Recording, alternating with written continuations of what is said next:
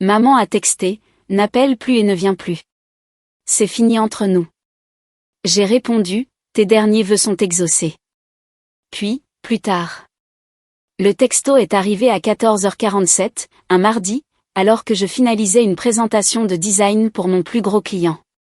3 phrases qui ont fait voler en éclats 30 années d'efforts pour être la fille parfaite. N'appelle plus et ne vient plus. C'est fini entre nous. La famille a décidé. Je m'appelle Dominica Adams et, à 29 ans, je croyais savoir ce que le mot « famille » signifiait. Mais parfois, les personnes qui partagent votre sang sont celles qui vous le vident, goutte à goutte. Et on ne réalise qu'on est en train de mourir que lorsqu'on est presque à sec. D'aussi loin que je me souvienne, j'avais toujours été la personne responsable. Pendant ce temps, ma jeune sœur, Morticia, flottait dans la vie comme si tout lui était dû. J'ai cumulé 2 emplois pendant mes études universitaires, aidé à payer le crédit immobilier de maman quand papa est parti, et je n'ai jamais manqué un seul dîner de famille. Pas une seule fois en 10 ans, depuis mes 19 ans et le début de l'université. Maman avait l'habitude de dire que j'étais son roc. Mais les rocs n'ont pas de sentiments, n'est-ce pas? Ils restent là, solides et fiables, pendant que tout le monde construit sa vie sur eux. Le matin précédant le texto, j'avais viré mon paiement mensuel habituel pour aider maman avec ses factures. Environ 1850 € que, honnêtement, je ne pouvais pas me permettre, mais elle avait appelé en pleurant, disant que l'électricité allait être coupée. C'est drôle comme les lumières semblaient toujours fonctionner parfaitement lorsque je passais à l'improviste, mais je n'ai jamais rien remis en question. Les bonnes filles ne remettent pas en question les larmes de leur mère. Ce mardi-là avait commencé assez normalement. Je me suis réveillée dans mon minuscule appartement, celui que je pouvais à peine me payer parce que la moitié de mon salaire partait en soutien familial. J'ai préparé mon café dans la même tasse ébréchée que j'avais depuis l'université, parce qu'acheter de nouvelles choses me semblait égoïste alors que maman avait besoin d'aide. J'ai vérifié mon téléphone pour voir les stories Instagram de Morticia depuis une autre de ses vacances. La Grèce, cette fois-ci, financée par sa mystérieuse carrière de mannequin qui ne semblait jamais impliquer de véritable mannequinat. Mon téléphone a vibré pendant ma pause déjeuner. Maman, encore, mais cette fois, c'était différent. Pas de demande d'argent, pas de culpabilisation sur le fait que j'étais trop occupée pour venir la voir. Juste ces 3 phrases qui m'ont donné l'impression d'être effacée de l'existence. La famille a décidé. Quelle famille? Quand se sont-ils réunis? Pourquoi n'ai-je pas été invitée à mon propre exil? Je suis restée assise dans les toilettes de mon bureau pendant 20 minutes, à lire et relire le message. Mes mains tremblaient tandis que je tapais la seule réponse que mon cerveau sous le choc pouvait formuler. Compris. 2 mots qui contenaient un tsunami de questions et de douleurs. 2 mots qui deviendraient plus tard ma force, mais qui, à ce moment-là, ressemblaient à une reddition. Mes collègues ont dû remarquer que quelque chose n'allait pas quand je suis retournée à mon bureau. Sarah, de la comptabilité, m'a apporté un thé sans que je le demande, et mon patron a repoussé la date limite de ma présentation sans poser de questions. Parfois, des inconnus montrent plus de gentillesse en 5 minutes que votre propre famille en 50 ans. Mais je ne pouvais pas pleurer. Pas encore. Les rocs ne pleurent pas. Ils affrontent la tempête. Ce soir-là, je suis passée en voiture devant la maison de maman.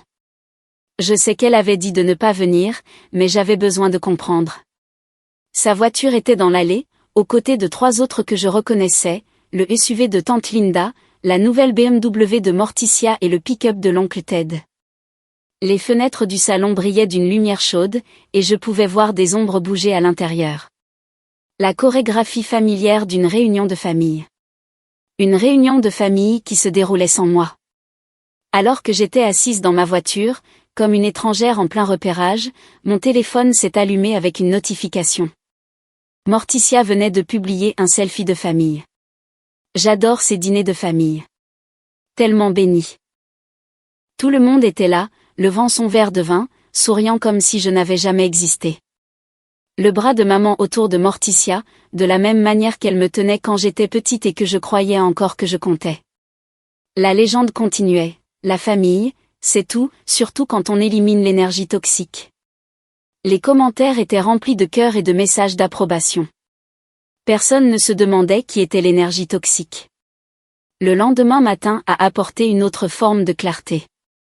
Vous savez, cette sensation que l'on a après avoir fixé pendant des heures une de ces images en 3D cachées, et que soudain, l'image apparaît nettement. C'est ce qui s'est passé quand j'ai ouvert Facebook et que j'ai vu une publication de tante Linda datant de 3 semaines. Encore un merveilleux dîner de famille Adams. Ces traditions mensuelles signifient tout. Tradition mensuelle. Ma poitrine s'est serrée tandis que je remontais les fils des réseaux sociaux, devenant une détective dans l'histoire de ma propre vie. Elles étaient là. Photo après photo de réunions de famille dont je n'avais jamais entendu parler. 6 mois de dîners mensuels, de célébrations d'anniversaire, et même une petite réunion au chalet du lac. Chacune légendée avec des mots comme « au complet » et « toute la famille ». Pendant que moi, je restais à la maison à me demander pourquoi maman avait été trop occupée pour me voir ces derniers temps. L'ironie de la situation ne m'a pas échappé, j'avais financé ces rassemblements.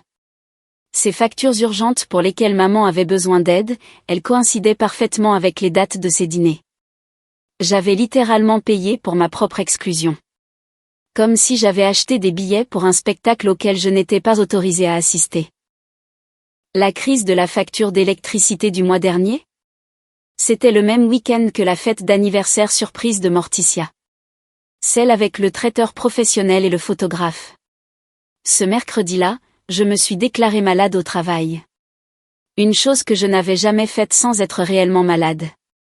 Mais j'étais malade, n'est-ce pas ? Malade d'être utilisée, malade d'être aveugle, malade d'être le distributeur automatique familial que tout le monde oubliait jusqu'à ce qu'ils aient besoin d'un retrait. J'ai passé la journée à éplucher mes relevés bancaires. Et le schéma qui en est ressorti m'a donné envie de rire et de crier en même temps. Chaque crise, chaque urgence, chaque appel téléphonique en larmes coïncidait avec un événement familial auquel je n'étais pas invitée. Près de 21 200 €. C'est ce que j'avais donné au cours de la seule année écoulée. Pas des prêts, des dons. Parce que dans une famille, on ne compte pas. Sauf qu'ils comptaient, eux, mais pas de la manière que je pensais. Ils m'avaient compté hors de la famille tout en encaissant mes chèques. Le comble est venu quand j'ai trouvé le compte TikTok de Morticia. Elle documentait son parcours vers la liberté financière en éliminant les personnes toxiques et en manifestant l'abondance. La vidéo qui m'a fait éclater de rire était intitulée « Comment j'ai convaincu ma famille d'arrêter de soutenir ma sœur codépendante ». Les commentaires étaient remplis d'éloges pour sa bravoure. Si seulement ils savaient. La sœur codépendante était celle qui payait les factures pendant que Morticia jouait à l'influenceuse. Cet après-midi-là, j'ai fait quelque chose que je n'avais jamais fait auparavant. J'ai parcouru les messages Facebook de ma mère. Je sais, mais elle s'était laissée connecter sur mon ordinateur portable des mois auparavant, lorsque je l'avais aidée à configurer ses services bancaires en ligne. Et les situations désespérées appellent des mesures désespérées. Ce que j'y ai trouvé a tout changé. Des messages entre maman et Morticia planifiant comment me mettre progressivement à l'écart. Des discussions sur le fait que j'étais trop négative et que je plombais l'énergie familiale. Les mots exacts qui m'ont le plus blessée, Dominica ne comprendra pas. Elle a toujours été différente. Pas vraiment l'une des nôtres. Pas vraiment l'une des nôtres. Comme si partager le même ADN était une option. Comme si 30 ans de présence pouvaient être effacés par un vote de comité. Mais le message le plus révélateur concernait le testament de grand-mère Rose. Maman écrivait à Morticia, « Ne t'inquiète pas, ma chérie. On va gérer la situation du testament. » Dominica n'a pas besoin de savoir pour les changements.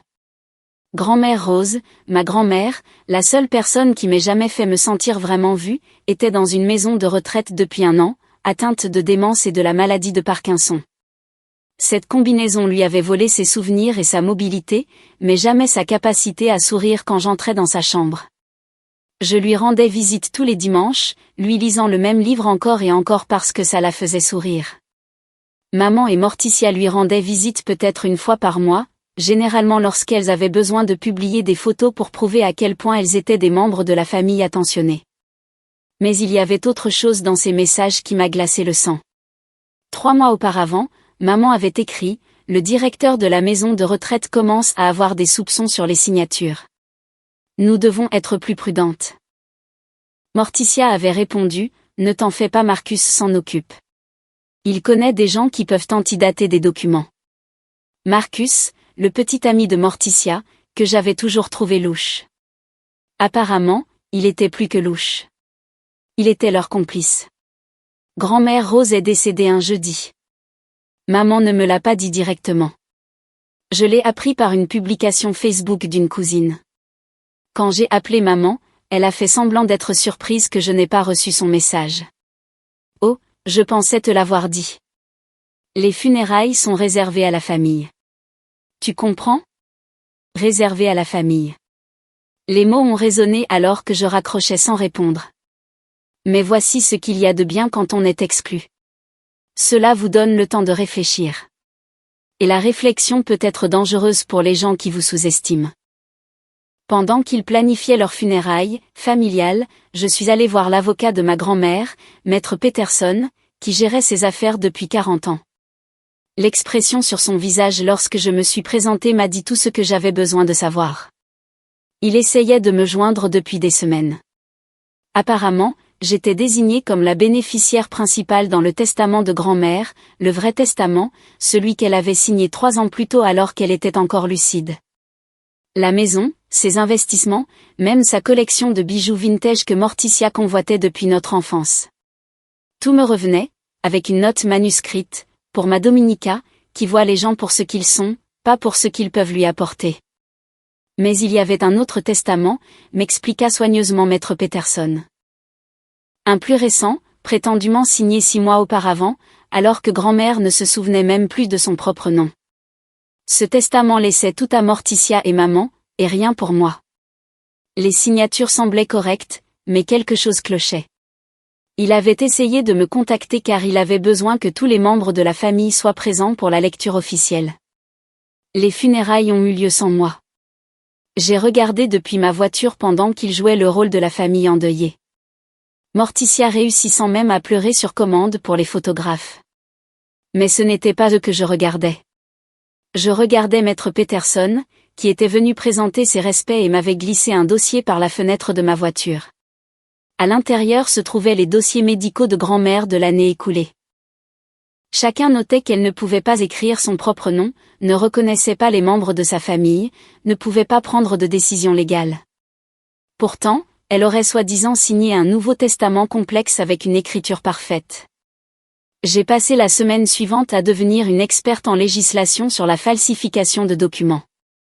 Il s'avère qu'il est plus difficile de contrefaire la signature de quelqu'un que les films ne le laissent croire, surtout quand cette personne a 30 ans de carte d'anniversaire signée stockée dans votre appartement. Grand-mère m'avait envoyé une carte chaque année, même lorsque la démence a commencé à lui voler ses souvenirs. Les dernières n'étaient que sa signature tremblante et des cœurs dessinés par le personnel de la maison de retraite. Mais elle m'était précieuse. Puis, quelque chose d'inattendu s'est produit. J'ai reçu un appel d'une certaine Patricia, une infirmière de la maison de retraite de ma grand-mère. Elle essayait de me joindre depuis des semaines, mais n'avait que le numéro de ma mère comme contact principal. Patricia avait quelque chose à me montrer, quelque chose dont elle ne pouvait pas discuter au téléphone. Quand je l'ai rencontrée dans un café du centre-ville, elle a sorti son téléphone et m'a montré une vidéo qui a tout changé. C'était un enregistrement de la caméra de sécurité de la maison de retraite, daté d'il y a 6 mois, le jour exact où le faux testament était censé avoir été signé. Dans la vidéo granuleuse, je pouvais voir maman et Morticia dans la chambre de grand-mère, mais grand-mère dormait, complètement inconsciente. Et il y avait Marcus, le petit ami de Morticia, tenant la main de grand-mère et la déplaçant sur un papier pendant qu'elle dormait. Ils utilisaient littéralement la main de ma grand-mère inconsciente comme un stylo. Patricia avait sauvegardé la vidéo avant qu'elle ne soit mystérieusement effacée du système. Elle se méfiait depuis des mois des visites de ma mère, qui semblait toujours impliquée de la paperasse et avait toujours lieu pendant les heures de médication de grand-mère, lorsqu'elle était le plus confuse ou endormie. Patricia avait essayé de le signaler, mais le directeur de la maison de retraite, celui que maman avait mentionné dans ses messages, avait balayé ses inquiétudes. Il s'est avéré qu'il touchait une part de l'héritage pour sa coopération. La lecture du testament était prévue pour le lundi suivant. Maman m'a texté la mauvaise heure, 15 heures au lieu de 10 heures, mais Maître Peterson m'avait déjà donné la bonne information. Je suis arrivée en avance, assise à nouveau dans ma voiture, les regardant entrer en riant. Maman portait le collier de perles de grand-mère, celui qui était censé rester dans le coffre-fort jusqu'à ce que le testament soit réglé. Morticia portait le sac Chanel vintage de grand-mère comme si elle en avait déjà hérité. Mais ils n'étaient pas seuls. Marcus était avec eux, vêtu d'un costume que je ne lui avais jamais vu, avec l'air de quelqu'un qui avait déjà gagné au loto. Il y avait aussi quelqu'un que je ne reconnaissais pas, un homme en costume cher, qui n'arrêtait pas de vérifier son téléphone et semblait nerveux. J'ai appris plus tard que c'était leur avocat, quelqu'un que Marcus avait trouvé, spécialisé dans la reconstruction de succession, ce qui est apparemment une manière chic de dire vol d'héritage. Si vous vous êtes déjà demandé si le karma existait vraiment ou si les gens obtenaient vraiment ce qu'ils méritent, sachez que parfois, il faut donner un petit coup de pouce au karma. Et si mon histoire vous parle, pensez à vous abonner pour entendre d'autres histoires sur les familles, les secrets et la vérité qui finit toujours par éclater. Votre soutien me permet de continuer à partager ces histoires importantes. Et honnêtement, savoir que vous m'écoutez m'aide aussi à guérir de mes propres drames familiaux. Je suis entrée dans ce cabinet d'avocat à 10 heures précises, avec mon propre entourage, Patricia, l'infirmière, une experte en graphologie que j'avais engagée avec mon fonds d'urgence, de l'argent que j'économisais secrètement depuis des années pour enfin acheter mon propre logement, et l'inspecteur Morrison de la brigade de répression de la fraude envers les personnes âgées. Oui, j'étais allée à la police avec la vidéo de Patricia la veille. Ils étaient très intéressés. Maître Peterson s'est éclairci la gorge et a commencé par le testament le plus récent, celui qui laissait tout à maman et Morticia.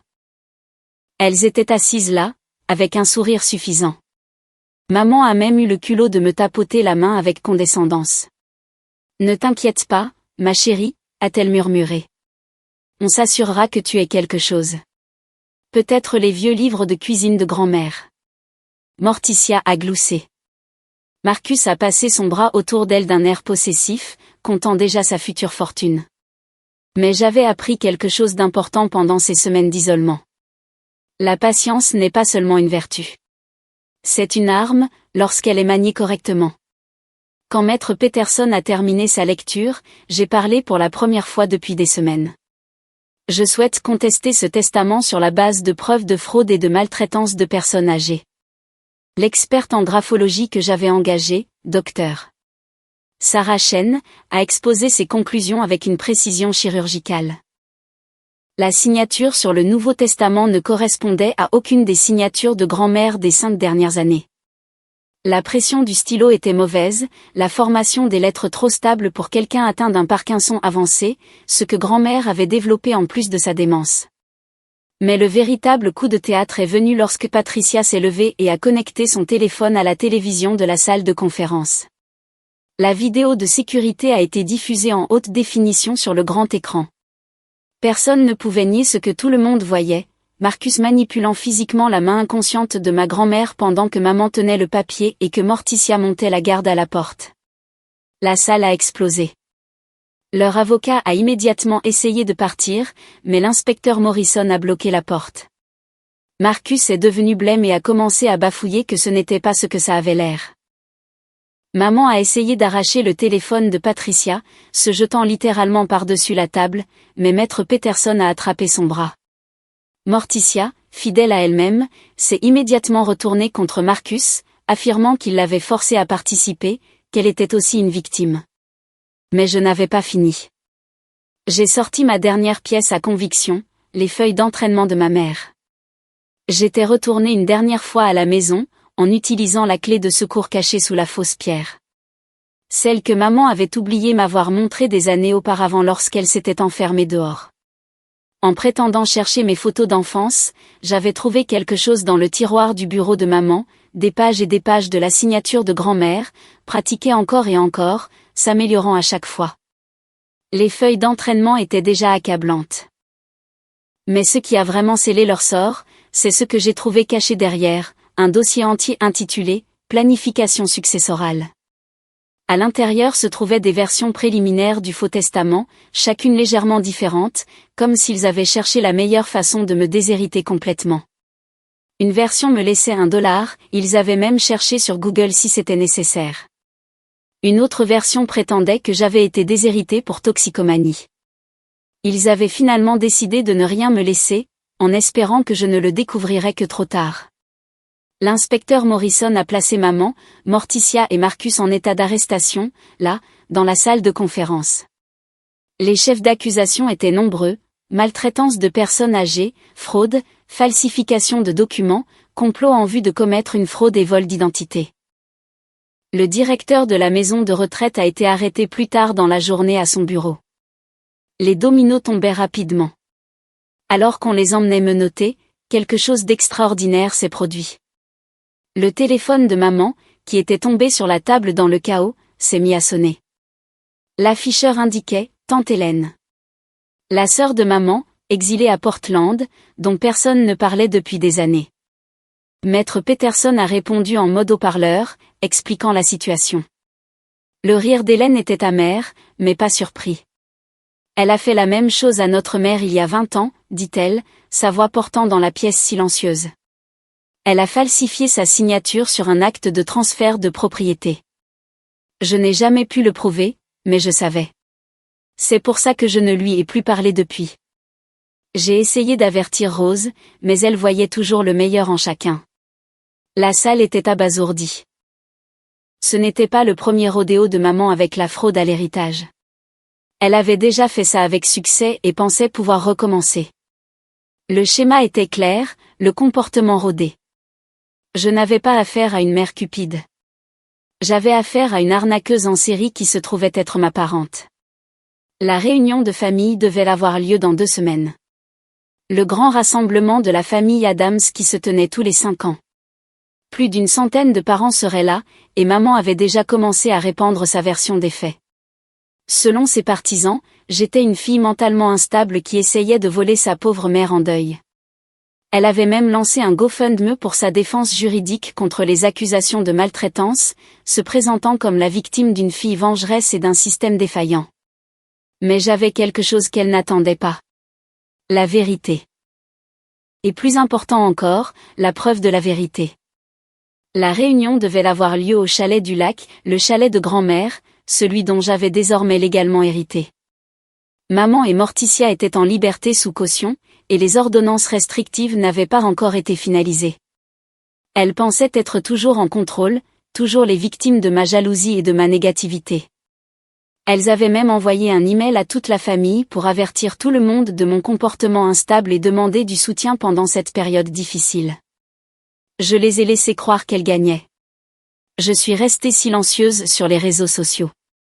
Je les ai laissées contrôler le récit pendant ces 2 semaines. Maman a publié des messages sur la douleur d'avoir une fille qui choisissait l'argent plutôt que la famille. Morticia a fait des TikTok sur la survie aux frères et sœurs toxiques, gagnant des abonnés qui aimaient le drame. Marcus avait disparu, violé sa caution et s'était enfui au Mexique, laissant Morticia le cœur brisé et encore plus vengeresse.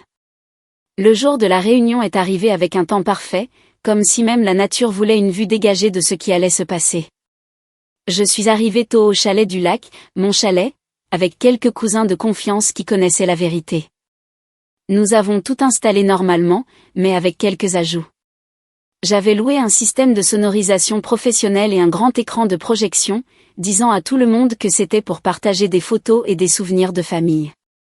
Maman et Morticia sont arrivés avec un retard étudié, comme toujours, faisant leur entrée comme si l'endroit leur appartenait. Maman a même eu le culot de me dire de partir, que je n'étais pas la bienvenue à un événement familial. Elle avait apporté des copies imprimées de sa page GoFundMe, prête à les distribuer aux parents compatissants. Morticia était de nouveau en direct, disant à ses abonnés qu'ils étaient sur le point d'assister à la confrontation avec mon agresseuse. C'est alors que l'oncle Robert, le frère de grand-mère et le patriarche de la famille depuis son décès, s'est levé. Il était resté silencieux jusqu'à présent. Mais je lui avais tout envoyé, chaque preuve, chaque document falsifié, chaque message cruel. Il était de la vieille école, croyait en l'honneur de la famille avant tout. Et ce que maman avait fait à la mémoire de grand-mère était impardonnable à ses yeux. Sa voix a porté à travers la pelouse alors qu'il annonçait qu'il était temps pour la traditionnelle heure des histoires familiales, où l'on partageait des souvenirs de ceux que nous avions perdus. Il a commencé par grand-mère, parlant de sa générosité, de sa sagesse, de son amour pour tous ses petits-enfants. Puis il a sorti une lettre, la vraie dernière lettre de grand-mère, celle qu'elle avait écrite quand elle avait encore des moments de lucidité, celle que Maître Peterson avait gardée dans son coffre.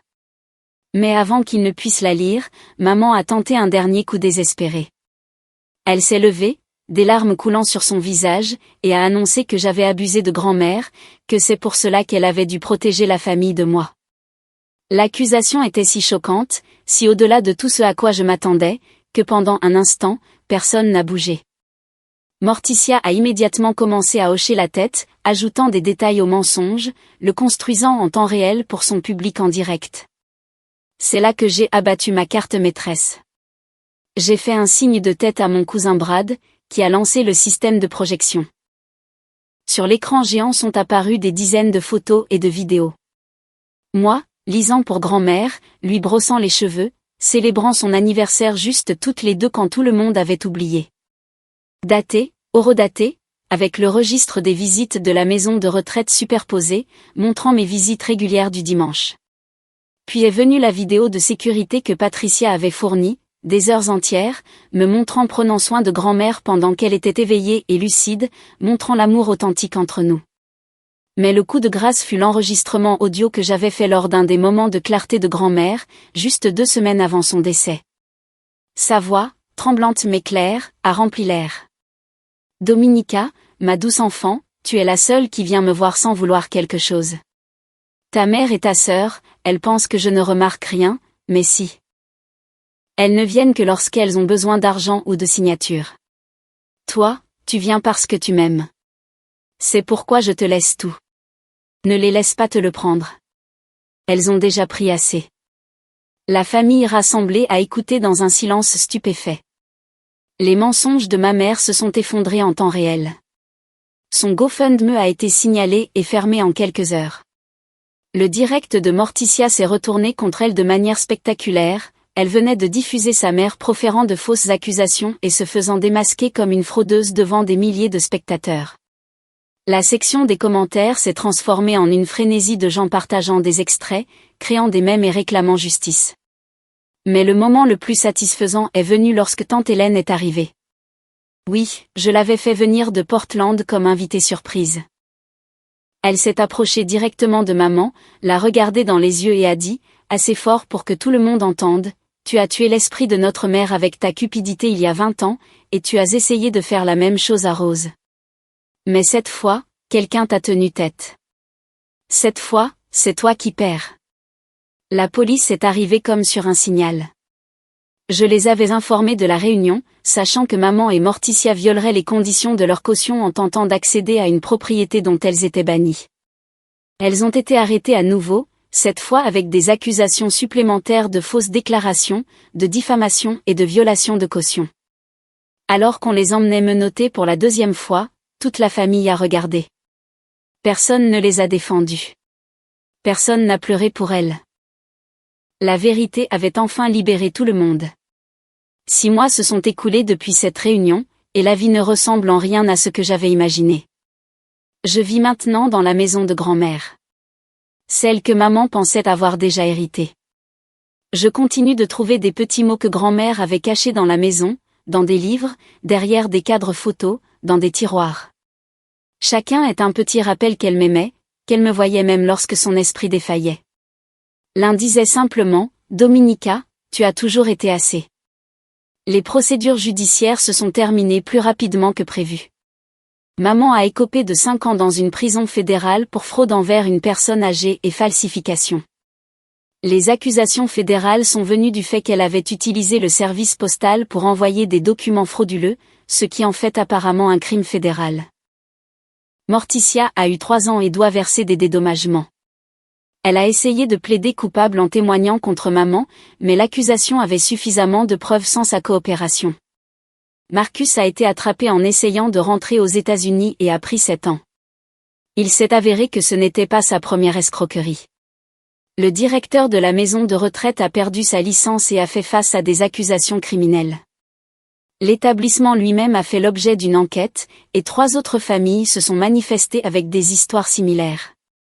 Patricia, l'infirmière courageuse qui avait risqué son emploi pour m'aider, a été promue directrice d'un autre établissement et a mis en place de nouveaux protocoles pour prévenir la maltraitance des personnes âgées. La carrière d'influenceuse de Morticia ne s'est pas seulement effondrée, elle est devenue un exemple à ne pas suivre. Quelqu'un a créé un documentaire sur les faux influenceurs en l'utilisant comme principal exemple. Il est devenu viral sur Netflix. Elle a essayé d'intenter un procès pour l'arrêter, mais on ne peut pas poursuivre pour diffamation quand tout ce qui est dit est vrai et documenté dans les dossiers judiciaires. Son nombre d'abonnés est passé de 40 000 à peine une centaine. Principalement des gens qui regardent pour voir si elle publiera depuis la prison. La dynamique familiale a complètement changé. Je suis maintenant invitée à tout. Mais plus important encore, les invitations semblent sincères. Tante Hélène a quitté Portland pour revenir, et nous sommes devenus proches. Elle m'a raconté des histoires sur les schémas de maman remontant à l'enfance, la manipulation, le vol, le besoin constant d'être la victime tout en victimisant les autres. Cela m'a aidé à comprendre que rien de tout cela n'était de ma faute. Je n'étais pas une mauvaise fille. J'étais la fille d'une mauvaise mère. Mon entreprise a explosé depuis que j'ai cessé de verser de l'argent à maman. Il s'avère que lorsqu'on n'est pas constamment stressé à l'idée de soutenir des personnes ingrates, on peut se concentrer sur sa propre croissance. J'ai décroché 3 clients majeurs et embauché 2 employés. Sarah de la comptabilité, qui m'avait apporté ce jour terrible, est maintenant mon associée. Elle m'a dit plus tard qu'elle avait reconnu l'expression sur mon visage. Elle avait vécu quelque chose de similaire avec sa propre famille. J'ai également créé une fondation au nom de ma grand-mère pour aider à protéger les personnes âgées contre l'abus financier. Patricia siège au conseil d'administration, et nous avons déjà aidé des dizaines de familles à reconnaître et à signaler des schémas similaires. Il s'avère que l'abus financier envers les personnes âgées est effroyablement courant. Mais la plupart des victimes n'ont personne pour les défendre. La semaine dernière, maman m'a envoyé une lettre de prison. Elles ne sont autorisées qu'à la correspondance écrite, pas de texto ni d'appel la première année. C'était 8 pages de manipulation, de culpabilisation et de réécriture de l'histoire. Elle prétendait que j'avais tout mal compris, qu'elle protégeait les biens de grand-mère des croqueurs de diamants, que c'était moi qui avais déchiré la famille. Elle a terminé par « Malgré tout ce que tu m'as fait, je te pardonne. L'amour d'une mère ne meurt jamais. » J'ai repensé à ce premier texto, celui qui a tout déclenché. N'appelle plus et ne viens plus. C'est fini entre nous. J'ai repensé à tous les dimanches que j'ai passés avec grand-mère pendant que maman dépensait mon argent. J'ai repensé à 30 ans passés à être la responsable, la fiable, celle qui donnait jusqu'à ce qu'il ne reste plus rien à donner. Ma réponse a été plus courte que sa lettre, mais elle contenait 6 mois de thérapie, de croissance et de compréhension finale de ma valeur. Tu avais raison la première fois. C'est fini entre nous. Je ne suis pas ta fille. Je suis la petite fille de grand-mère Rose. La famille a décidé, et cette fois, j'ai participé au vote. PS, ton compte de cantine ne sera pas approvisionné par moi. Essaie de manifester l'abondance comme Morticia te l'a appris. Elle a répondu immédiatement. Puis encore, et encore. 17 lettres en un mois, chacune plus désespérée que la précédente. Je les ai toutes retournées sans les ouvrir, avec la mention « N'habite plus à l'adresse indiquée ». Parce que d'une certaine manière, c'était vrai. La Dominica qui aurait lu ces lettres, qui se serait sentie coupable, qui se serait demandé si elle était trop dure, cette personne n'habitait plus ici. La meilleure vengeance n'est pas seulement de bien vivre. C'est de vivre libre. Libre de l'obligation d'aimer des gens qui ne vous aiment pas en retour.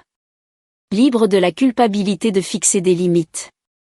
Libre du mensonge selon lequel l'ADN détermine votre valeur ou votre famille. J'ai toujours ce premier texto enregistré dans mon téléphone. Non pas par douleur, mais comme un rappel. Un rappel que le pire jour de votre vie pourrait en fait être le premier jour de votre vraie vie.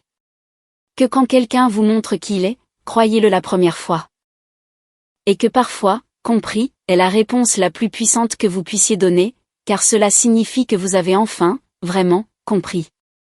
La morale de cette histoire ne concerne pas la vengeance, bien que le karma ait certainement eu son mot à dire. Elle concerne le fait de reconnaître quand on est en train de vous effacer et de refuser de disparaître en silence. Elle concerne le fait de comprendre que l'ADN ne fait pas une famille. L'amour, le respect et le soutien mutuel, oui. Et parfois, la meilleure réponse au fait d'être expulsé d'une famille toxique est de réaliser qu'ils vous ont rendu service, même si cela vous a pris du temps pour le voir. Grand-mère Rose avait raison dans cette lettre que l'oncle Robert a lue à la Réunion. Elle a écrit, « La famille, ce n'est pas une question de sang. C'est une question de qui est présent, qui reste, qui vous aime quand il n'y a rien à gagner. Dominica, tu as été ma famille quand d'autres n'étaient que des parents par le sang. Et maintenant, en vivant dans sa maison, en dirigeant mon entreprise, entourée d'une famille choisie qui m'a réellement choisi en retour, je comprends enfin ce qu'elle voulait dire. C'est fini entre nous. Et je n'ai jamais été aussi reconnaissante pour une fin qui était en réalité un commencement.